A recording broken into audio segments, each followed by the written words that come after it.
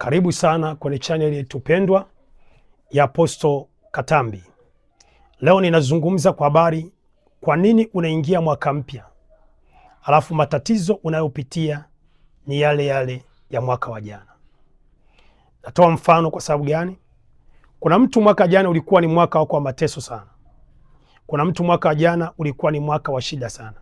Kuna mtu mwaka jana alikuwa anapita kwenye ndoa, mwingine anapita kwenye uchumi, mwingine anapita kwenye kazi, mwingine malengo yake hajatimia. Lakini unaingia mwaka mpya na unashangaa mapito uliopita mwaka jana ni yale yale uliopitia mwaka uliopita. Hii inawatokea watu wengi sana. Leo nataka nizungumze na wewe. Mwaka huwa una maeneo makuu mawili. Eneo la kwanza ni ulimwengu wa roho, eneo la pili ni ulimwengu wa mwili. Ulimwengu wa mwili, mwaka umebebwa na dunia.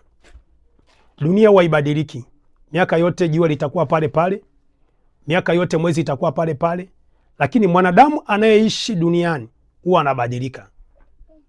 Kwa katika eneo linalomfanya mwanadamu awe na upya wa maisha, eneo linalomfanya mwanadamu awe na upya wa maisha ni eneo la anga la kiroho, anga lako la kiroho. Kwa unaweza ukasema nimepokea mwaka mpya, lakini kukawa kwenye anga lako na vifungo. Wamesimamisha maneno mabaya usifanikiwe, wamesimamisha giza usifanikiwe, wamesimamisha vizuizi usifanikiwe, wanasimamisha kwenye anga lako la kiroho. Unasema mtumishi, unaongea nini? Kwa unapoingia kwenye mwaka mpya ukasema nimechaguliwa, mchawi anasema huyu muache tu, hajielewi. Iko ameingia mwaka lakini mateso yake ni yale yale, shida zake ni zile zile. Ndio namkuta mtu anasema nimeingia mwaka mpya lakini matatizo ni yale yale. Jamani, changamoto zile zile. Huoni tofauti ya kuwa mwaka mpya na maisha unayoishi wewe yako kwenye mfumo. Kitabu cha Wakolosai sura ya kwanza mstari wa 13, maandiko yasema naye alituokoa katika nguvu za giza, akatuhamisha na kutuingiza katika ufalme wa mwana pendo lake Yesu Kristo. Kwa tunahamishwa, kuna uhamisho wa kiroho. Wanakuhamishia magonjwa, wanakuhamishia mauti. Kwa huko mwaka mpya na umehamishiwa mabaya juu yako.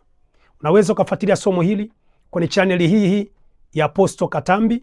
Utaona namna unavyokuhamishia matatizo na namna pia kuombea mwaka wako mpya uwe wa mafanikio. Unaweza ukasubscribe channel hii na ukawa wa kwanza kupata masomo yetu. Subscribe channel hii uwe wa kwanza kupata masomo yetu na maombi hayo. Mungu akubariki sana. Ifuatilie